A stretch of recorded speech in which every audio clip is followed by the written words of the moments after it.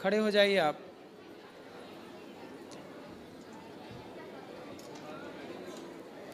गुरुजी राधे राधे। हम्म। गुरुजी मैं गोंडा से आया हूँ। गोंडा से? जी, गोंडा जिला से। गोंडा? जी। हम्म।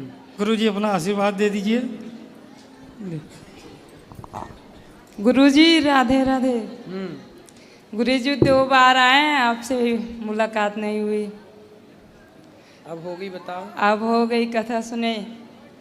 गुरुजी अब विश्वास नहीं था कि आपसे मिल पाएंगे, अब हो गया। अब हो गया। आप तो साक्षात भगवान ही लग रहे हैं। खुश रहिए। कोई सवाल? गुरुजी आशीर्वाद दे दीजिए, और दोनों बच्चे आपके गोद में बैठकर गाना सुनाएंगे। प्रसन्न रहिए। अभी अंदर बैठेंगे तो बात कर लेंगे, गाना सुना देना। अभी बैठ जाओ, बैठो। और किसका प्रश्न है?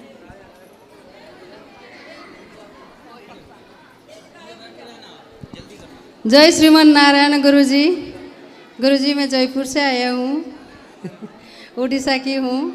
गुरुजी एक ही सवाल था मेरा, जैसे एकादशी में जगन्नाथपुरी में प्रसाद पा सकते हैं क्या? पा सकते हैं। चलो यही था। और एकादशी को तुलसी पत्ता तोड़ सकते हैं क्या? हाँ, तोड़ सकते हैं। तोड़ सकते हैं। चलो, बहुत बहुत धन्यवाद गुरुजी। संडे के दिन नहीं तोड़ते। संडे यदि रविवार को पड़ता है तो नहीं तोड़ते। आओ। जय श्रीमन नारायण गुरुजी। राधे राधे गुरुजी। जी जी। राधे राधे। हाँ, जय श्रीमन नारायण। आइए, बैठो बैठो, आ जाओ। जी राधे राधे मैया, बताओ। जी गुरुजी मेरा सवाल है, एकादशी के दिन दूध पीना चाहिए? हाँ, पीना चाहिए। ये मैया मना कर रही है कि नहीं पीना चाहिए। कौन मैया? ये मैया। बात कराओ। मैया उठाओ, बात करो अभी। काहे नहीं पीना चाहिए दूध? पता नहीं, वो बोल रहे कि नहीं पीना चाहिए दूध के एकादशी के दिन। चलो, मैया का अपना विचार है। अच्छा। हेलो। राधे राधे गुरुजी। जी। गुरुजी मेरी समस्या है। क्या? मेरी डिप्रेशन की दवाई चल रही है, मतलब सर दर्द, नींद ना आना और लगातार सोचते रहना। विचार चलते रहते हैं क्या होगा क्या नहीं होगा, नौकरी लगेगी नहीं लगेगी, बिजनेस चलेगा नहीं चलेगा। सब चलेगा बेटा। तो गुरुजी ये कैसे जाए? डिप्रेशन 3 डॉक्टर को दिखा लिया। चलेगा चलेगा, कथा सुना करो। हाँ। डिप्रेशन खत्म होगा। और गुरुजी आपसे गुरु मंत्र लेना है कल ले लेना सुबह 8 बजे। और गुरुजी इसमें प्याज लहसुन खा सकते हैं? वो कल नियम में बता देंगे। तो हमारे घर में सब खाते हैं। कोई बात नहीं, आप मत खाना, आप धीरे धीरे कल नियम में सब बताएंगे। राधे राधे। राधे राधे। बात करनी है, बात कर लीजिए। राधे राधे गुरुजी। राधे राधे। मुझे कोई प्रश्न तो नहीं पूछना, बस एक मेरे मन में जो अभी भावनाएं हैं वो मैं प्रकट करना चाहती हूँ। अभी मैंने सभी वृद्ध माताओं के दर्शन किए, और जैसे कि आप बोलते हो कि कोई अपनी माँ को नहीं संभाल पाता और आप इतनी सारी माँओं को संभाल रहे हैं, तो मेरी तरफ से आपके लिए मैं कृष्ण जी को बोलूँगी कि खूब सारा आशीर्वाद आपको दे, और आप ऐसे ही जो काम कर रहे हैं करते रहिए। और मुझे सच में बहुत अच्छा लगा, और मेरी इंडस्ट्री से जितने भी कलाकार हैं मैं सबको बोलूँगी कि यहाँ पर एक बार ज़रूर आए। इन्होंने बहुत अच्छे गीत गाए हैं, बॉलीवुड के लिए काम करती हैं ये बहन, और इन्होंने 52 गज का वो गीत गाया है ना। 52 गज का दामन, वो ऐसा एक गाना है जो कि बहुत कम समय में यूट्यूब पर 1.1 बिलियन गया था, अभी 1.6 बिलियन व्यूज़ है, मतलब बहुत ज़्यादा व्यूज़ थे उसके। जी, तो वो 52 गज का आपने गाया है। जी। सुंदर सुंदर। तो आप गाते हैं, बहुत अच्छा गाती हैं। और आज इन्होंने वृद्ध माँओं का दर्शन किया, और यहाँ दर्शन करके यहाँ की रसोई सेवा भी देखी, यहाँ की माताओं का दर्शन भी किया। अच्छा लगा आपको? बहुत बहुत अच्छा लगा, मतलब अपनापन फील हुआ है और सबसे मिलके बहुत अच्छा लगा। सुना दीजिए आपकी लाइनें जो हैं, 1-2 लाइन उसी की।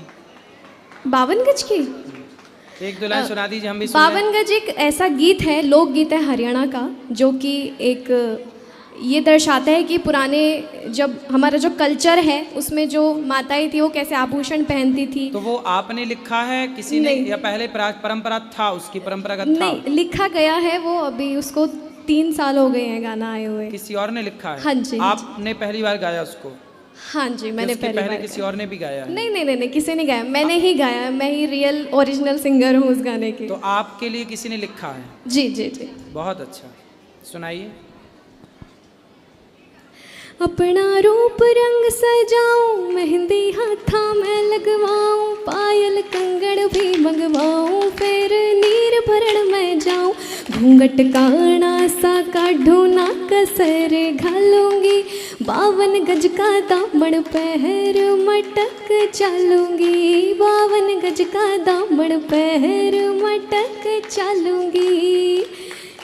Thank you. इसमें बस यही है कि पहले ज़माने में जो हरियाणा का जो कल्चर है उसमें पूरे सज धज के रहती थी माताएं, दामन 52 गज का दामन पहन के, और पूरा टूम, गहनों को टूम बोलते हैं, तो उनको सब पहन के, तो वो एक कल्चर दिखाया है हमारे इस गाने में। अच्छा है, सुंदर, अच्छा लगा आपसे मिलके। आपने माताओं के दर्शन किए, भगवान आपको सुखी रखें, खूब धन्यवाद ऊंचाइयों पर गुरुजी। जाइए। धन्यवाद गुरुजी। आप राधे जैसे राधे। धार्मिक लोग जब अच्छे पद पर जाएंगे तो निश्चित धार्मिकता बढ़ेगी। धन्यवाद गुरुजी। खुश रहिए। राधे राधे गुरुजी। ये भैया भी बहुत बड़े यूट्यूबर हैं और ये सबको हंसाते रहते हैं, है ना? जी गुरुजी, मेरे को आपके आश्रम में खाली एक ही चीज़ सीखने के लिए मिली कि आजकल के जो लड़के हैं ना, वो अपनी माओ को जो है बिल्कुल प्यार नहीं करते, अपने साथ नहीं रखना चाहते और एक रोटी नहीं खिलाना चाहते। और हमने आश्रम में आके खाली आज एक ही चीज़ सीखी कि जहाँ एक लड़का अपनी एक माँ का पेट नहीं पाल पा रहा, वहाँ पे गुरुजी एक सब इन्हें बेटा बेटा कह रहे हैं और ये एक बेटे जो है 300 से 400 माताओं का पेट पाल रहे हैं। तो ये बहुत बड़ी बात है गुरुजी, ये आपके आश्रम से सीखने के लिए आज मुझे मिला। और गुरुजी आपके लिए एक लाइन गाना चाहूंगा बस मैं। श्री कृष्ण गोविंद हरे मुरारी, हे नाथ नारायण वासुदेवा। श्री कृष्ण गोविंद हरे मुरारी, हे नाथ नारायण वासुदेवा। ठाकुर हमारे प्राणों से प्यारे, तुम हो हमारे, हम हैं तुम्हारे, हे नाथ नारायण वासुदेवा। बहुत सुंदर, बहुत बढ़िया धन्यवाद गाते हैं आप। गुरुजी। बहुत सुंदर, बहुत अच्छा लगा आपसे मिलके। आपकी वीडियो भी यूट्यूब पे कई बार देखने को मिलती हैं, आप हंसाते धन्यवाद रहते हो गुरुजी, सबको। धन्यवाद धन्यवाद गुरुजी। शराब वराब तो नहीं पीते आप? नहीं गुरुजी, मैं खाली जो लोग शराब पीते हैं मैं उनको करके दिखाता हूँ कि आप लोग ऐसे करते हो। आप अपने रियल जीवन में जो है ऐसे करते हो, ताकि वो लोग सीखे कि भाई हम इस तरीके का जो ड्रामा क्रिएट कर रहे हैं वो ना करें। सही है, अच्छा मैसेज देते हैं। देखो ये बहुत अच्छा बालक है, शराब खुद नहीं पीते, लेकिन जो पीते हैं उनको वो नशे में कैसी हरकत करते हैं वो ये करके बताते हैं और सबको हंसाते भी हैं और उनको मोटिवेट करते हैं कि आप ना पिए। अच्छा है, आपकी युवा, आज की इस तरह की युवा पीढ़ी यूट्यूब प्लेटफॉर्म के माध्यम से युवाओं को जगा रही है। बहुत अच्छा है कि आप इसी तरह अच्छे हंसाते भी रहिए और सनातन का प्रचार भी करते रहिए। धन्यवाद गुरुजी। खुश रहिए। राधे राधे गुरुजी। हाँ बेटा, मैं आपकी गोदी में बैठना चाहती हूँ। आओ जाओ जाओ गोदी में बैठो बैठो। हाँ मैया बताओ। बैठो बैठो बैठो बैठो, जल्दी करना नहीं। महाराज राधे राधे। जी जी, जय श्री कृष्णा, जय श्री मन्नारायण। मैया भी बैठो, बात महाराज करेंगे। महाराज जी, मैं कानपुर से आया हूँ।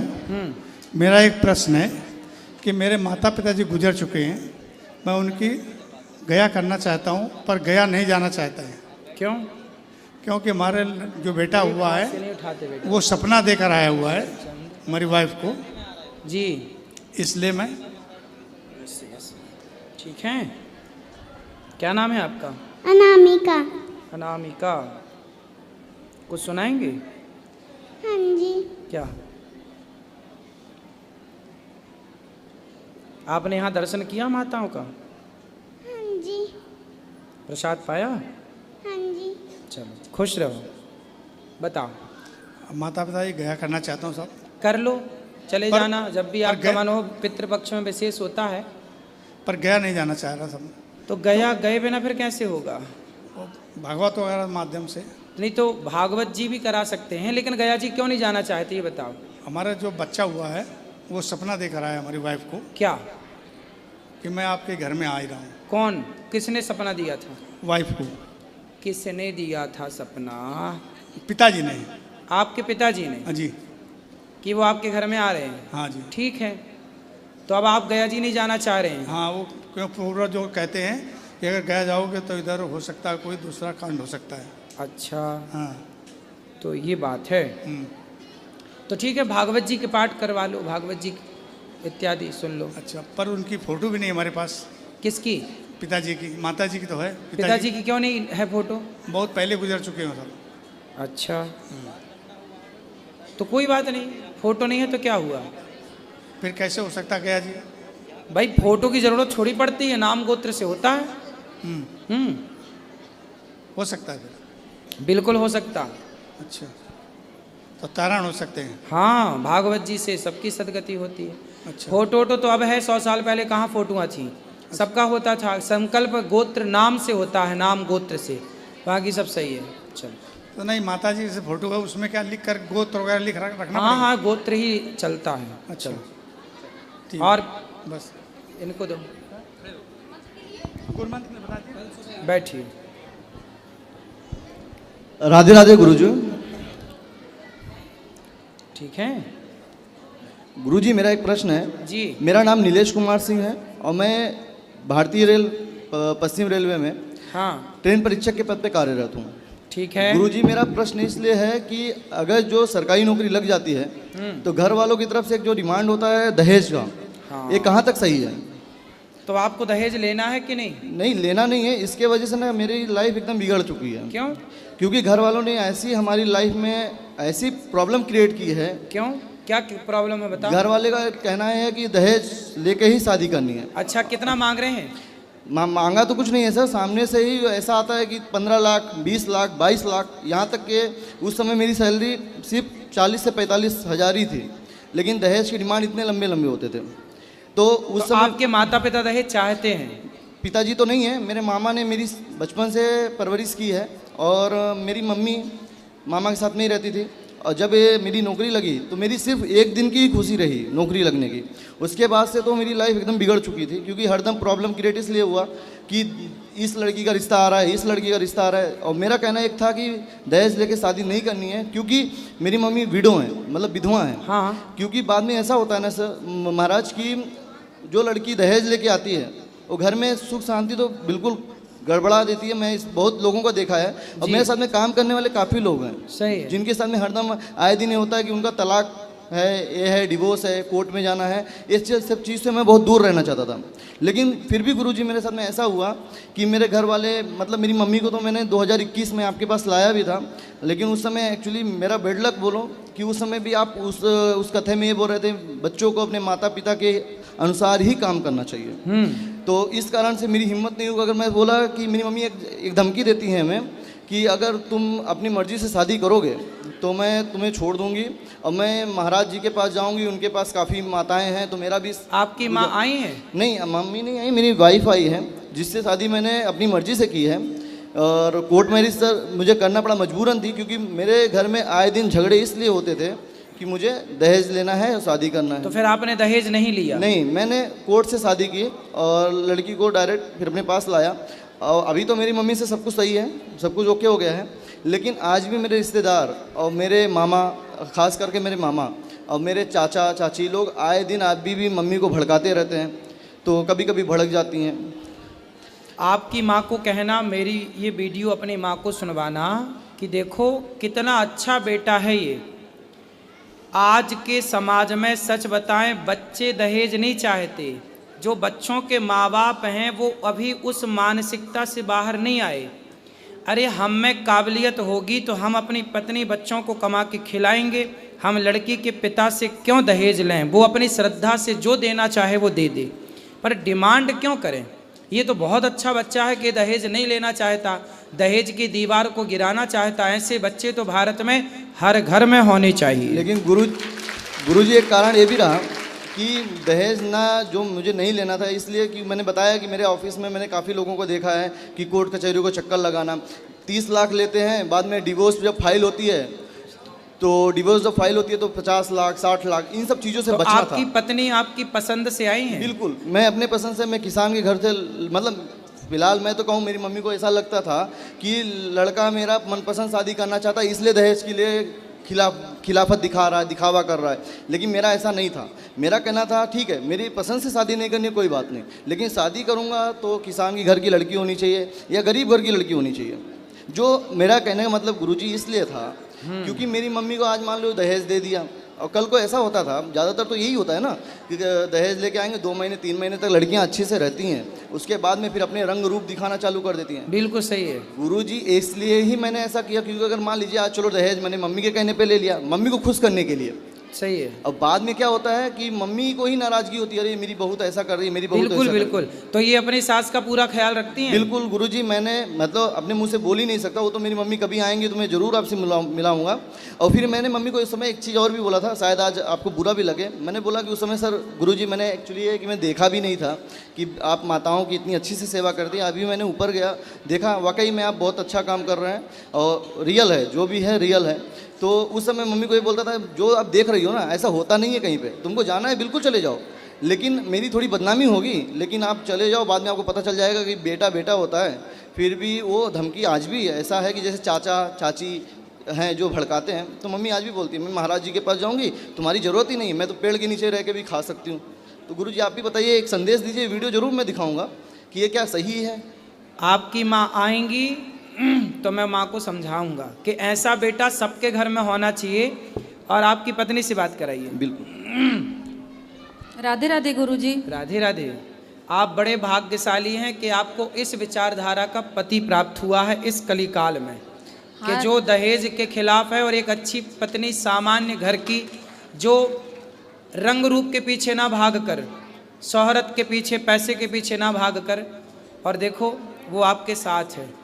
तो आप इस परिवार का सदा ख्याल रखना। जी गुरुजी। ठीक है। इनकी माँ का, इनका एक अच्छा पति है, ये एक अच्छी सास हैं आपकी, वो जिनको आपको बेटी बनकर उन्हें माँ समझ करके सेवा करनी है। गुरुजी मैं कभी शिकायत का मौका नहीं दूंगी। ठीक है। और गुरुजी मेरे ही घर के बाजू में, मैं तो मुंबई में इस टाइम रहती हूँ, मेरे ही रूम के बाजू में एक लोग लड्डू गोपाल को लाए हैं, और दीपावली के दिन उनके लड्डू गोपाल जल गए, मतलब आधा शरीर उनका पूरा जल गया, उनका कपड़ा पूरा जल गया, बिस्तर जल गया, लेकिन उनका चारपाई नहीं जला। ऐसा क्यों हुआ गुरुजी? कोई बात नहीं, नहीं जला जो ठीक है। तो भगवान जी को जब दीपावली में दीपक जलाओ, कभी भी जलाओ, तो थोड़ा ध्यान से, सावधानी से, कि आग वाग ना लगे। और भगवान के मंदिर में विशेषतर लोग दीपक जला के रख देते हैं और कर देते हैं पंखा चालू। तो पंखा से क्या होता है कि कपड़ा उड़ के दीपक की तरफ चला जाता है, उस दीपक की ज्योति कपड़े में लगी, कपड़े से पूरा हो जाता है। लेकिन गुरुजी उन्होंने बताया कि मैं दिया बहुत दूर पे रखी थी, वो श्याम के पास दिया नहीं था, फिर भी वो जल गए, पता नहीं कैसे। ना ऐसा नहीं, ऐसा ही लोग कहते हैं। लोग कहाँ मानते हैं अपनी गलतियाँ। हाँ ये तो है। अपने से थोड़ी आग चली जाएगी, दीपक थोड़ी खिसक के चला जाएगा। नहीं नहीं। फिर इसलिए लोग ऐसी कहते हैं, लेकिन गलतियाँ कहीं ना कहीं होती ही हैं। चूक होगी तब ना हादसा होगा। इससे कोई दिक्कत तो नहीं है घर में? कोई दिक्कत नहीं है, लेकिन फिर भी सावधानी आगे के लिए रखें। खूब बढ़िया से पूजा करें, भगवान जी की सेवा करें। राधे राधे गुरुजी। राधे राधे गुरुजी। राधे राधे। आपके चरणों में कोटि कोटि प्रणाम गुरुजी। जी जी जी। मैं पहली बार आई हूँ यहाँ। हाँ। और आशीर्वाद दीजिए मेरे परिवार को। आशीर्वाद है, बताओ सवाल क्या है? सवाल हमारा बहुत अच्छा आप काम कर रहे हैं गुरुजी, बहुत बढ़िया। हाँ। बहुत अच्छा लग रहा मेरे को सही में देख के। अच्छा, मोगैम्बो खुश हुआ? बहुत खुश हुई, बहुत खुशी गुरुजी, बहुत। आप जैसा लड़का क्या बताऊं कि क्या, कृष्ण भगवान बिल्कुल छात छात हैं आप। छात छात हैं? हाँ बिल्कुल भगवान। हम भगवान के दास, आप माँ। हाँ। भगवान तो आप हो, माँ भगवान होती है। आप हैं गुरुजी, आप हैं। हमारे बहनों और भाई बच्चों का आशीर्वाद भाइयों को देना गुरुजी। बिल्कुल, सबको आशीर्वाद है जी। वहाँ ले जाना, वो भैयाओं को भी देना। वो भैया हाथ उठा रहे हैं, टी शर्ट वाले, सब बैठे रहो। महाराज जी राधे राधे। जी जी, मैं गोंडा जिला से हूँ। बताओ सर अभी हम आप लोग यहाँ बैठे थे, अब यहाँ से वहाँ चले गए पूरे परिवार जी नहीं मैं यही था हैं? जी मैं यही था सर अच्छा ये अलग थे गोंडा जी वाले। जी तो सर हम लोग गांव से बिलोंग करते हैं। हाँ सर गांव में होता है जैसे कि हर घर में अभी सारी सुविधाएं नहीं है, जैसे टेलीविज़न वगैरह ये सब हर घर में नहीं है। जिसके यहाँ है जैसे मेरे घर में लगा हुआ है। हाँ। और गांव के जो पड़ोस के लोग हैं जिनके घर में नहीं है हाँ। वो आके आपका कथा सुनते हैं सर। हाँ। तो बहुत बढ़िया प्रेरणा मिलती है सर आपसे। और जो भटके लोग हैं जैसे गांव देहात में होता है कि नशा लोग ज़्यादा करते हैं, लेकिन आपकी कथा सुन के बहुत से लोग ऐसे हुए हैं सर कि रास्ते पे आ गए। सही है। और उनका जो हम लोगों के साथ में सर उनका कहना है, जैसे मेरा भी कहना है उनका भी कहना है कि जैसे गांव के लोग आर्थिक रूप से बहुत मजबूत नहीं होते हैं, तो महाराज जैसे सेवा की बात होती है तो सेवा आर्थिक रूप से तो सब कोई कर नहीं सकता।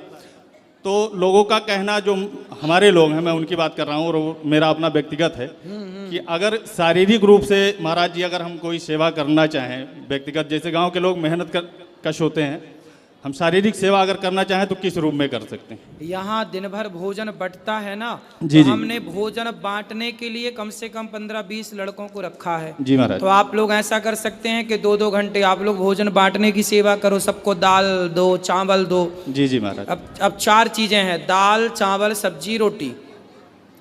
तो अब वो 4 जगह आप खड़े होंगे 2-2 घंटे, तो वो सेवा हो जाएगी। तो आप रोटी 2 घंटे बांटो, चावल 2 घंटे बांटो, जो भी आपका, तो आप भोजन बांटने में खड़े हो जाइए। जिसको भी सेवा करना खड़े हो जाए करें। जी महाराज धन्यवाद। आप पहले सूचना दे दें तो आपका कार्ड बना देंगे, तो सेवा में 2 घंटे खड़े हो जाया करिए। धन्यवाद।